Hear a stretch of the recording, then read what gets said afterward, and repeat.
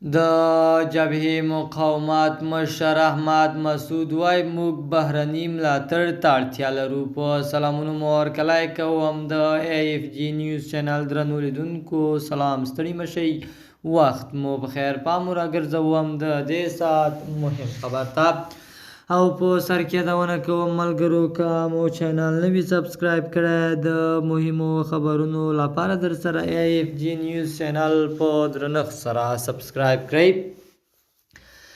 احمد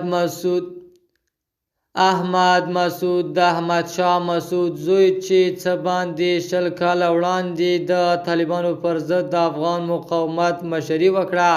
15 کلن مسعود ادعا کوي چې د هغه ځواکونه چې د پنجشیر جبهې په نوم یادېږي په روان کال کې په ټول افغانستان کې 2007 پوځي عملیات کړي او 15,000 سرتیري لري. CNN وایي چې دغه ادعا تایید ممکن نه دی او ملګرو ملتونو هم په دې وروستیو کې د طالبانو پر ضد د عملیاتو شمېر نه دی ښودلی، خو دا ډله په دې باوري ده چې د طالبانو پر ضد د عملیات شمېر تر دې به هم ډېر شي.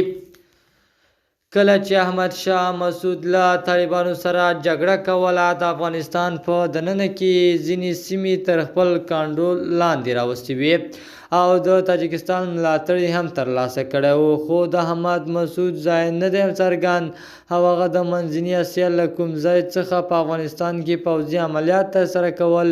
له همدې امله یې په هېڅ سیمه کې کنټرول نه درلود. په افغانستان کې دننه د خپلو ځواکونو د اړتیاو په پوره کولو کې مرسته وکړه.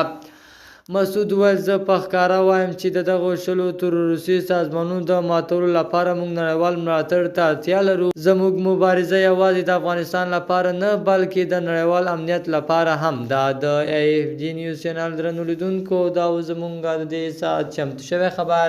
تر بیا ښې چارې د الله په امان.